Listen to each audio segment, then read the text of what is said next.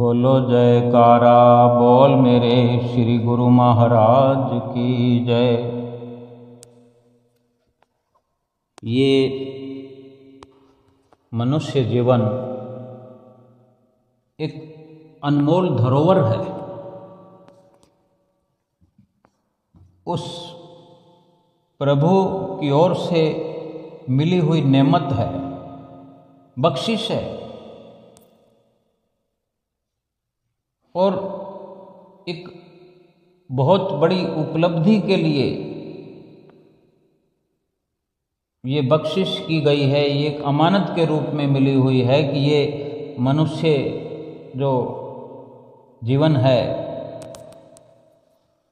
अमानत के तौर पर दिया है कि क्योंकि जो वस्तु वापस ले ली जाती है, जिस पर कभी भी अख्तियार नहीं होता, अधिकार हक नहीं होता, वो अमानत ही हुआ करती है। ये मनुष्य जीवन भी एक अमानत है, क्योंकि हमारा इस पर अख्तियार नहीं है। हाँ, अमानत जिस प्रकार से हुआ करती है, किसी से हम कोई वस्तु जो उधार लेते हैं, किसी काम को अंजाम देने की खातिर अगर किसी से कोई ऐसी वस्तु मांग लाते हैं, वो उधार ली हुई वस्तु उस काम को अंजाम देने तक के लिए हमने जिससे मांग की है उसने हमें वो प्रदान किए है कि ठीक है आप ले जाओ और जब मुझे ज़रूरत पड़ेगी मैं वापस ले लूँगा आपसे, या फिर एक समय सीमा निर्धारित भी कर देते हैं। लेकिन अंतिम जो निर्णय होता है वो उस वस्तु के मालिक का होता है कि वो जब चाहे ले सकता है। हमारा काम पूरा ना हो उससे पहले भी ले सकता है। ये उसी के अधिकार क्षेत्र में है। ये मनुष्य जीवन भी इसको देने वाले प्रभु परमेश्वर हैं, दया करने वाले फिर सतगुरु हैं। मालिक ने, परमात्मा ने ये मनुष्य जीवन बख्श दिया हमें। वही निराकार प्रभु साकार रूप बनकर भी हमारे सन्मुख आ गए। ये उसी प्रभु की दूसरी बड़ी कृपा हुई कि एक तो इतनी बड़ी दौलत से, इतनी रहमत से हमें नवाजा, अमानत के तौर पर ही भले ये शरीर हमें दिया, मनुष्य जीवन दिया, लेकिन दिया तो है, इसका हम शुक्राना भी शब्दों में पूरा कर नहीं सकते, लेकिन फिर भी करें तो सही, क्योंकि ये वो स्वर्णिम उपहार है, ये भेंट है थोड़े समय के लिए ही सही, जो इसका मुकाबला करने के लिए उसी विधाता ने फिर दुनिया में कोई और वस्तु नहीं बनाई कि मनुष्य शरीर के जैसी कोई दूसरी वस्तु हो इस दुनिया में जो खरीदने से मिल जाए, जो किसी जतन से मिल जाए, किसी पुरुषार्थ से मिल जाए। ये संभव नहीं है, लेकिन ये बिना पुरुषार्थ के मिली है। ये बख्शिशों का उपकार मालिक के कुल ने हम पर कर दिया है।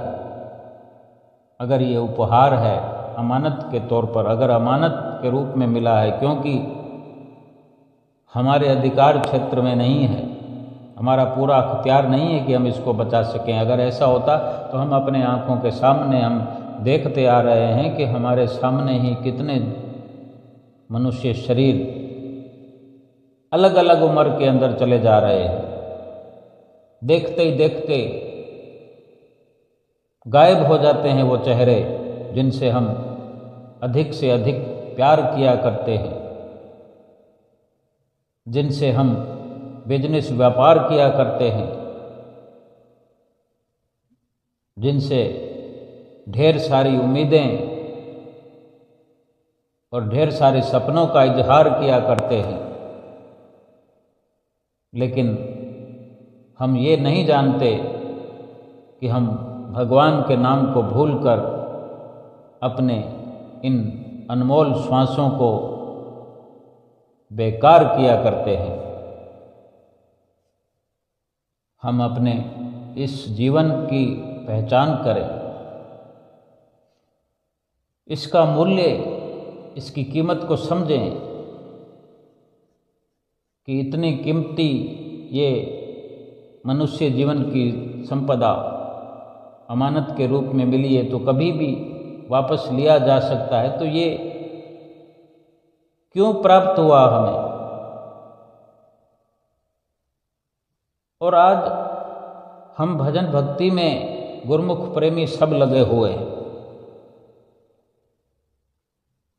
जितने भी हम गुरुमुख प्रेमी हैं, माताएं हैं, बहनें हैं, भ्राता हैं, बुजुर्ग वर्ग हैं, कोई भी छोटा है, बड़ा है, स्त्री है, पुरुष है, कोई भी है, कितनी बंदिशों के बीच में सब बंधे हुए हैं, सब के सब। कोई माता है, सब भक्ति में जो लगे हुए हैं उन सब के लिए ये बात है। उनके लिए अगर हम जानने का प्रयास करें, जो नहीं जुड़ा हुआ है, जो नहीं लगा है भक्ति परमार्थ का, जिसे ख्याल नहीं है, जिसको अपने मनुष्य जीवन की संभाल नहीं है, कोई मोल अनमोल कुछ जानता नहीं है, उसकी बात नहीं है। जो गुरुमुख प्रेमी हैं हम लोग, हम जिस भी अवस्था में हैं, जिस भी क्षेत्र में हैं, हम गरीब हैं, हम अमीर हैं, हम गोरे हैं, काले हैं, सुंदर हैं, कुरूप हैं, हम छोटी उम्र में हैं, बड़ी उम्र में हैं, बड़ी उम्र में आ गए हैं, लेकिन हम कभी विचार करें कि इस मनुष्य जीवन में कितनी बंदिशें हैं। कोई भी समझता है कि मैं तो आज़ाद हूँ, लेकिन थोड़ा गौर फरमाए अपने जीवन में तो बहुत सारी बंदिशें उसके ऊपर लगी हुई होंगी, इधर से नहीं तो उधर से लगी होगी। जो भक्ति हम करना चाहते हैं फिर भी बहुत बंदिशें हैं। ठीक ठीक विचार करें, सीधे एक जनरल सी बात करते हैं, सरल सी बात करते हैं। अगर कोई भक्ति करने के लिए इंसान है, पुरुष है, पुरुष के बारे में सोचें तो कहीं ना कहीं से उलाहना मिलेगा कि क्या ज़रूरत है अभी जाने की। अगर कहीं सत्संग सुनने के लिए जाना है तो, क्योंकि सब लोगों का आपस में जो परिवार में जुड़ाव होता है, बहुत तरह से जुड़े होते हैं, जिसका कुछ वर्णन ठीक से होता नहीं है। चलो फिर भी हम अगर करते हैं, देखो परिवार में हम रहते हैं, मैं दुकानदार हूँ, घर में भक्त्यानी हैं, पुत्र हैं, पुत्रियाँ हैं, अड़ोस है, पड़ोस है, हमारा मायका है, ससुराल है, सबसे जुड़े हुए हैं। जाने कहाँ कहाँ फंसे पड़े हैं, कहाँ कहाँ की बंदिशें हैं। कहने को हम कहते हैं आज़ाद हैं। सत्संग का समय हुआ, आज रविवार है ना, रविवार, आज भी रविवार है, ठीक से समझो, आज रविवार है। मुझे 4 बजे सत्संग में जाना है। मेरी दुकान भी है, मेरा घर भी है, दुकान की छुट्टी नहीं है। और सभी सरकारी महकमों में छुट्टियां होती है, उनकी भी कभी जिक्र करेंगे कि वो क्या लाभ कमा रहे हैं। श्री गुरु महाराज जी ने एक रविवार का बहुत बड़ा परोपकार किया है, और दुनिया में लगभग बहुत सी जगहों पर सत्संग का जो एक ये प्रचार होता है, जो रविवार को एक बहुत बड़ा छूट के साथ महापुरुषों ने लाभ दिया है। लाभ कमाना न कमाना अपनी मर्जी है। हम अभी ये एक दुकानदार की कि मैं दुकानदार हूँ, 4 बजे मुझे सत्संग में जाना है। अभी अगर सर्दियों का समय है तो 4 बजे, थोड़ी गर्मियाँ आएंगी तो 5 बजे, 5 से 7 बजे तक, या सुबह का प्रोग्राम है तो 9 से 11, 8 से 10, या 9 से 12, या 8 से 11, 2 घंटे का है, 3 घंटे का, जो भी है। साप्ताहिक होता है ना, सप्ताह में एक दिन आया है। हम जाना चाहते हैं, हम सत्संग में पहुंचना चाहते हैं। अगर शाम का प्रोग्राम है, समझते हैं 4 बजे जाना है मुझे, 4 से 6 का प्रोग्राम है, मैं सोमवार से इंतज़ार कर रहा हूँ, क्योंकि पिछले रविवार को सत्संग में गए थे, उसके बाद ये रविवार आज आया है, तो तब से मैं इंतज़ार कर रहा हूँ, सोमवार से ही रविवार की इंतज़ार कर रहा हूँ। जो सत्संग प्रेमी हैं उनकी बात करें, वो तो इंतज़ार करते रहते कब अवसर मिलेगा। अपने घर में, अपनी दुकान में जिस प्रकार से भी सत्संग कर सकता हूँ करता हूँ। चलो, ये एक मैं अपने तरफ से ये कहता हूँ, बाकी ये बहुत से भाई बहनों की ये विचारधारा हो सकती है। ठीक से समझने के लिए मैं अपनी ओर से इस प्रकार से कहता हूँ कि किस प्रकार की बंदिशें हैं। और मैं रात से पूरा तैयार हूँ। सुबह मुझे अच्छी से याद है कि आज रविवार है, मुझे सत्संग पे जाना है, और व्हाट्सएप पे ग्रुप में उसमें ऐसे संदेश भी देखते हैं, आज रविवार है, याद है ना, सत्संग पे आना है। यानी इतने इशारे प्रभु के हो रहे हैं, और हम सब उस प्रकार से याद भी रखे हुए हैं। मैंने याद रखा हुआ है, लेकिन अचानक से 1 बजे समाचार मिलता है मुझे अपने ही घर में, अपनी धर्म पत्नी से, भक्तियानी तो वो भी है, लेकिन उसको भी फोन आया उसके भाई का, कि उसने कहा कि मैं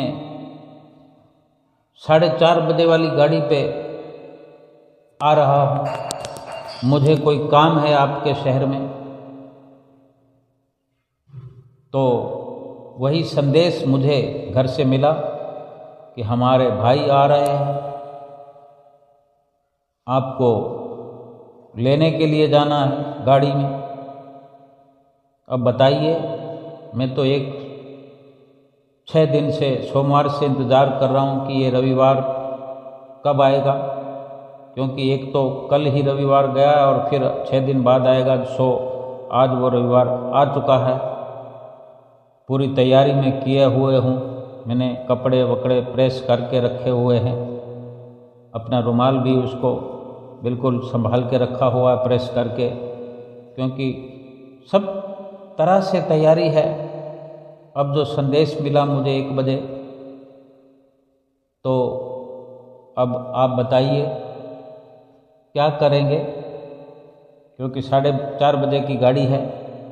अब नहीं जाऊं तो हो जाएगी मुसीबत, ये बंदिश हो गई। अगर यहाँ कोई हम रास्ता बना लेते हैं, कोई पैंतरा फिट कर लेते हैं, तो ये हमारी सोच है किस प्रकार से हम सत्संग को अंजाम दे सकते हैं। ये इस प्रकार की बंदिशें हैं कि अब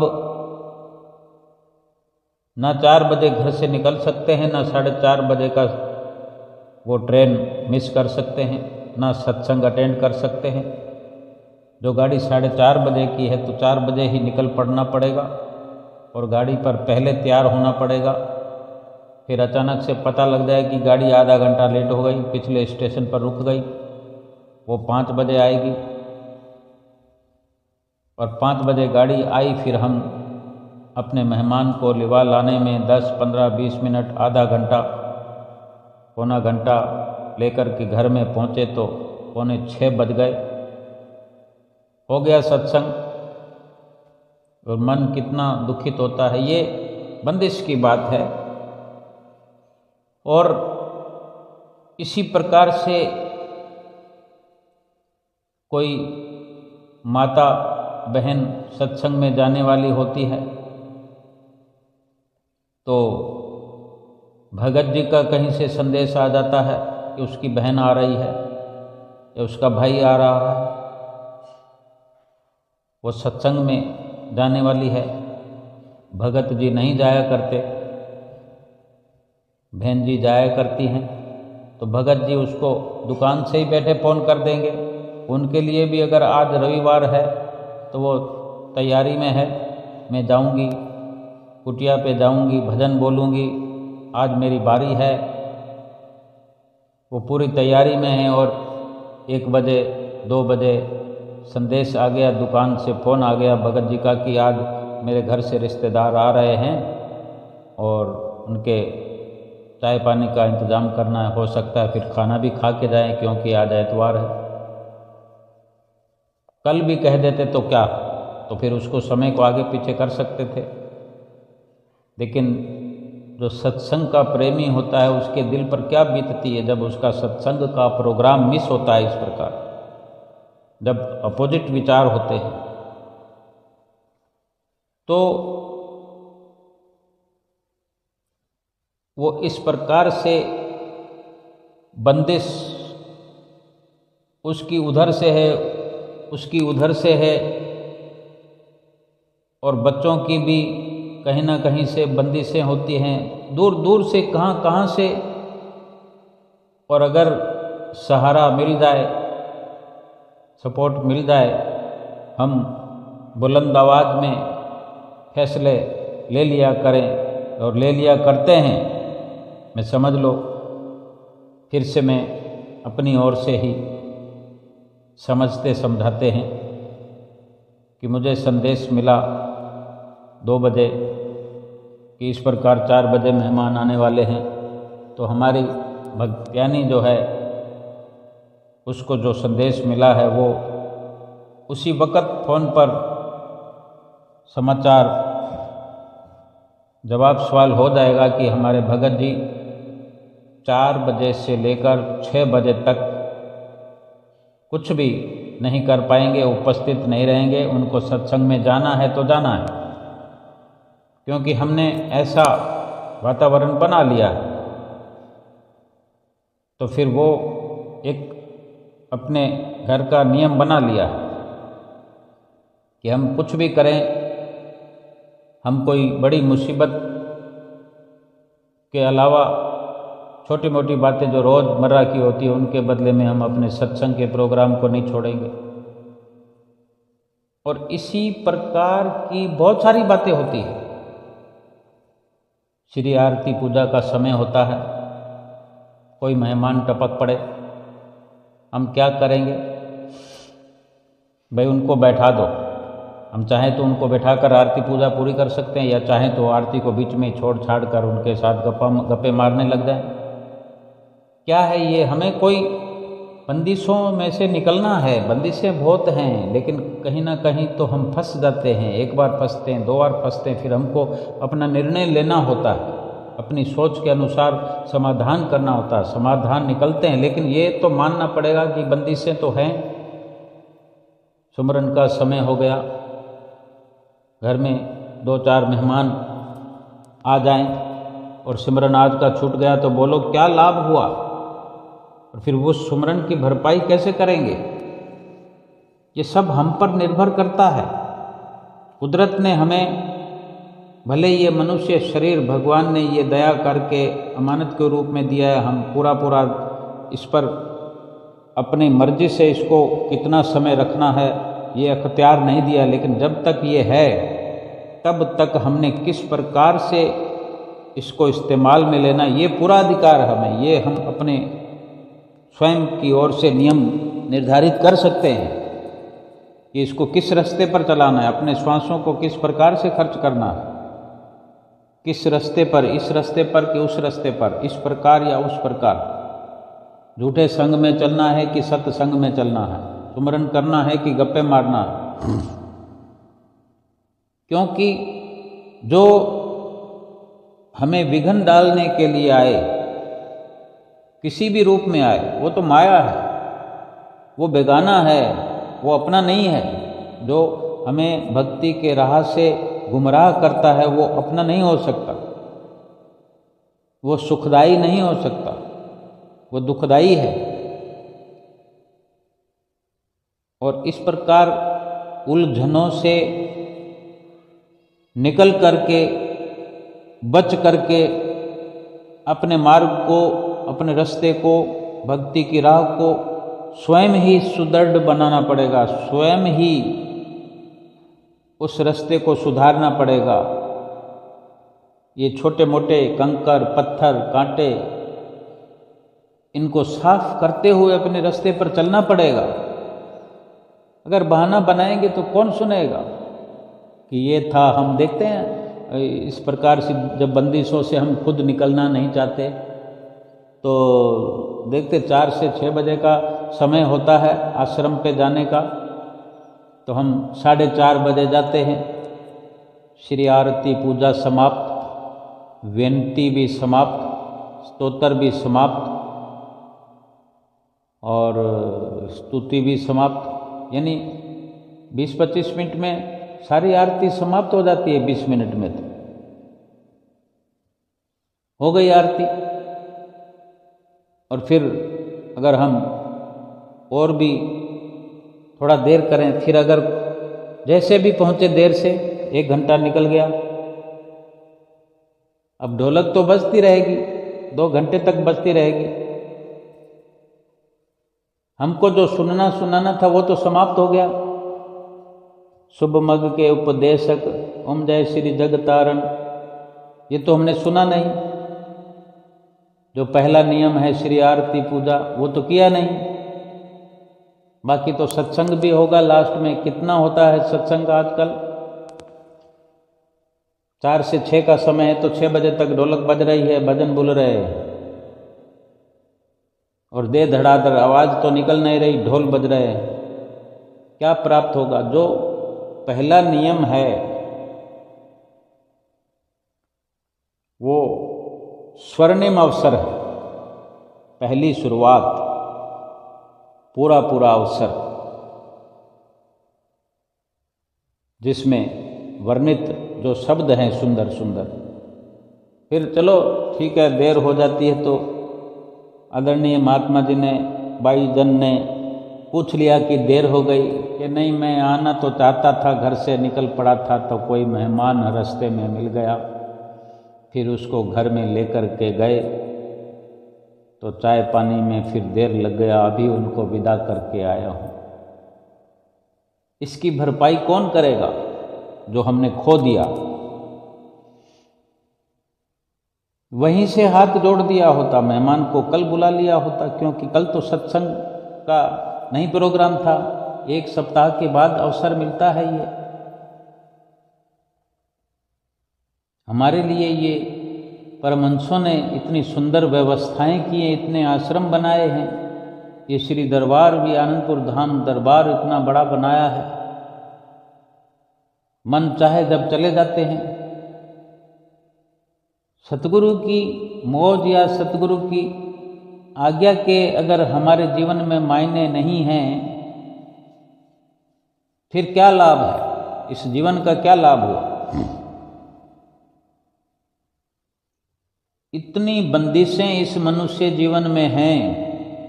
भक्ति करना चाहते हैं, अगर भक्ति करना चाहते हैं तब, और भक्ति करने का जब इरादा ही पुख्ता नहीं है तो फिर तो इन बंदिशों में बड़े आराम से हम घुल मिलकर रहकर ये जीवन व्यतीत करके चले जाएंगे। बंदिशों को, हर बंदिश को समझना पड़ेगा, हर मुश्किल को, कि हम चाहते हैं लेकिन ये परिस्थितियां जो हमारे सामने हैं, चल रही हैं, कभी किसी की वजह से नहीं जा पाते, कभी किसी की वजह से नहीं जा पाते, कभी कोई मुश्किल और दिल दुखता है। एक सत्संगी को जब सत्संग से दूर किया जाता है तो मन दुखी होता है, व्यथित होता है।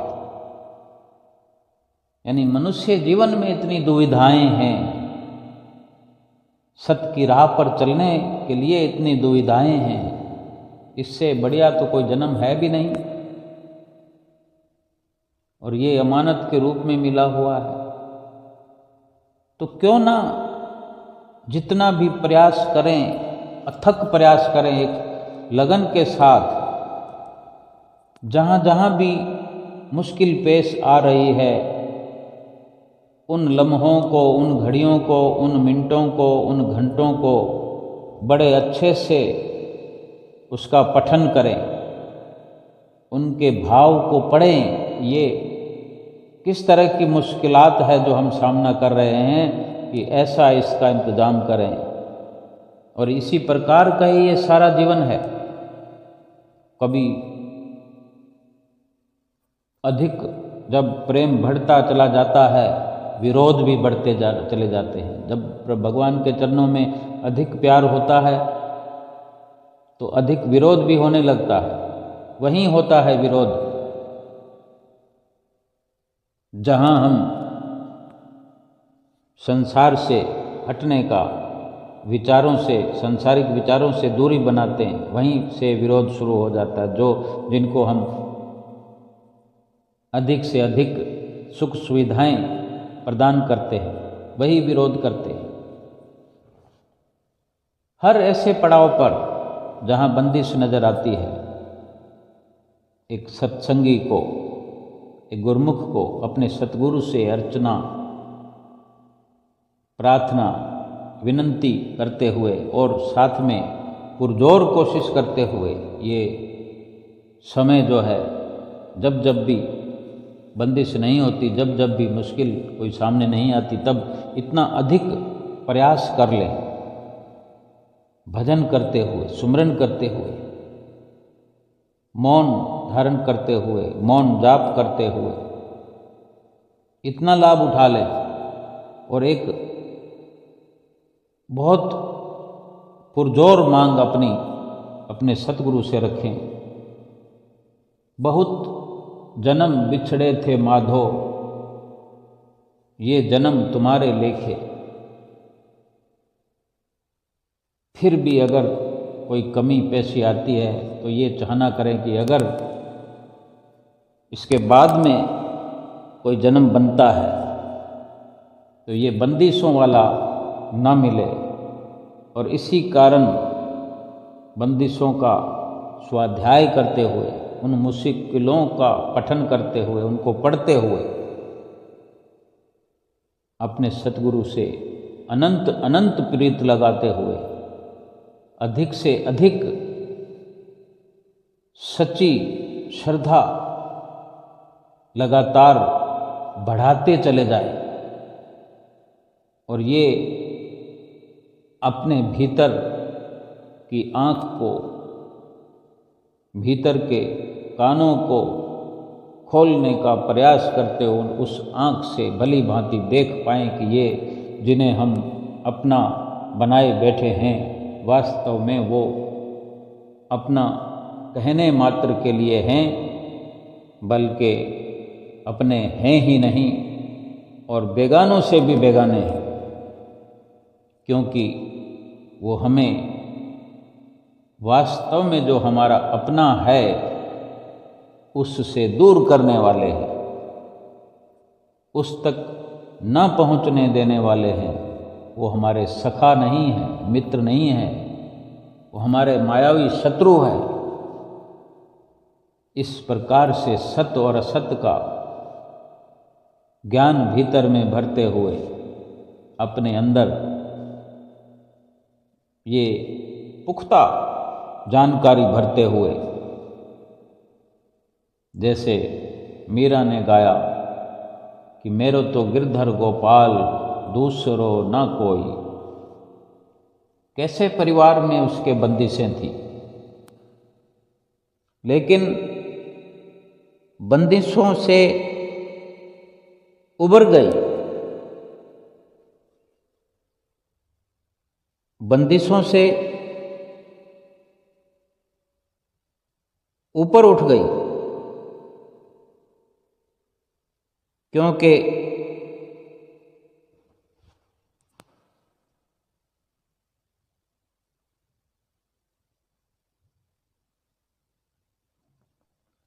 वास्तव में जो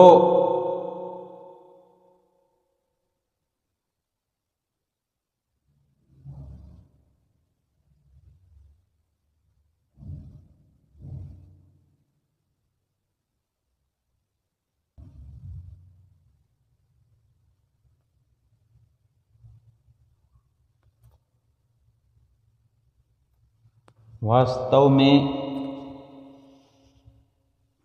उन सब बंदिशों को जीतकर अपने प्रभु से जाकर मिलन किया, क्योंकि सतगुरु से जो उनको ज्ञान प्राप्त हुआ, जो सीख मिली, जहाँ समाधान हुआ कि जो भी इस दुनिया में तुम्हें अपने मालिक के कुल से, भगवान से दूर करता है, वो तुम्हारा मित्र नहीं, वो शत्रु है। और इसी अपने सतगुरु के वचनों को शिरोधार्य किया और अपने अथक प्रयासों से छोड़ दिया उन बेगानों को,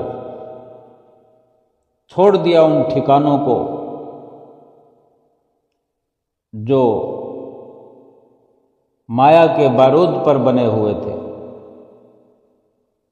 छोड़ दिया उन बेगानों को जो मायावी भेष में शत्रु छुपे हुए थे, अपनों का ढोंग करते हुए अपनों के भेष में बेगाने थे। और आज इतिहास में नाम अमर हो गया। यही हमारा जीवन, हमारी दिनचर्या बन जाए, हमारा जीवन सुरखरू हो जाए, हमारा जीवन भक्ति से भरपूर हो जाए। बस जो सतगुरु हमें शिक्षा प्रदान करते हैं, जो ये अमानत है, कभी भी ले ली जाए, कभी भी देना पड़े, लेकिन अपने वास्तविक कार्य को समय पर करके बैठ जाओ। अपने कार्य में लगकर अपने इस जीवन को समय रहते सफल बना लो। फिर जब प्रभु परमेश्वर इस जीवन को चाहे ले ले, जब चाहे ये श्वास समाप्त हो जाए, कोई चिंता नहीं, कोई फिक्र नहीं, क्योंकि हमने अपना कार्य कर लिया। महापुरुष फरमाते हैं कि लाल दास उठ भजन कर, आलस ऊंग निवार, रक्ष बेगाना कारज अपना, दिन स्यों लेत समार। कि अभी का अभी उठ जाओ, जाग जाओ, ये आलस छोड़ दो, ये मोह माया का जो अंधेरा है उससे निकल जाओ। उठ करके भगवान का भजन करो, जाग करके भगवान का भजन करो, मोह की नींद से जाग कर भगवान का भजन करने में लग जाओ। क्योंकि ये शरीर रूपी ये जो रक्ष है, औजार है, ये तो बेगाना है, लेकिन इससे जो काम करना है वो काम अपना है। रक्ष बेगाना कारज अपना, दिन सो लेत सवार। अभी वक्त है, अभी का अभी अपने काम को इस औजार के द्वारा कर लो, और अपना काम पूरा हो जाने पर जब चाहे ये औजार जिसने दिया है, हथियार जिसने दिया है, वो भले ही आकर ले जाए। हमें अफसोस न होना चाहिए, अफसोस न करना पड़े, हमें दुखी न होना पड़े कि हमने ये क्या किया।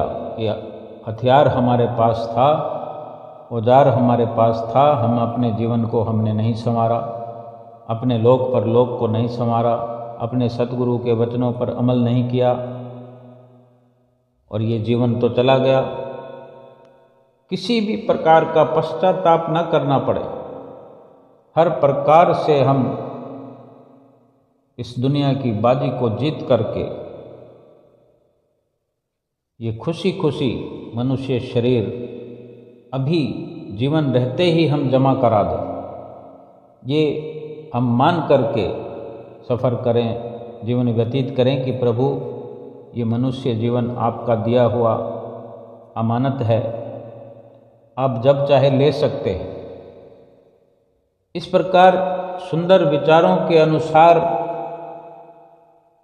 अपने सतगुरु से मिल करके सत्य का संग करते हुए, उनके कहने पर चलते हुए, उनके कहे अनुसार अपने जीवन को पल पल करके सफलता की ओर लगाएं, एक एक श्वास को गिन गिन कर उनको देते जाएं। संसार में रहना कोई मना थोड़ी है, संसार में रहना है, परिवार में रहना है, बाल बच्चों को पालना पोसना है, लेकिन ये सब करते हुए अगर 5 नियमों की पालना हो जाए तो क्या विशेष दुख है उसमें, कोई परेशानी नहीं है।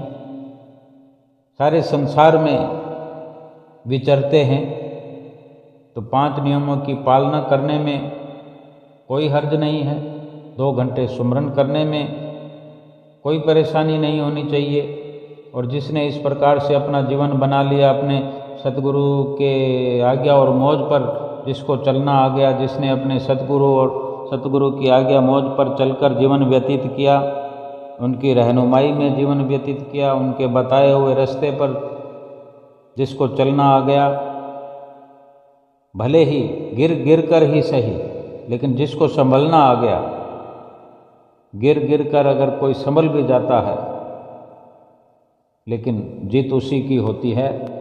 हमने भी अपने जीवन को जीत की ओर बढ़ाते हुए भगवान की दी हुई इस अमानत को, इस विशेष मनुष्य जीवन को विशेष बना करके अपना लोक परलोक सुखी करना है। बोलो जयकारा बोल मेरे श्री गुरु महाराज की जय।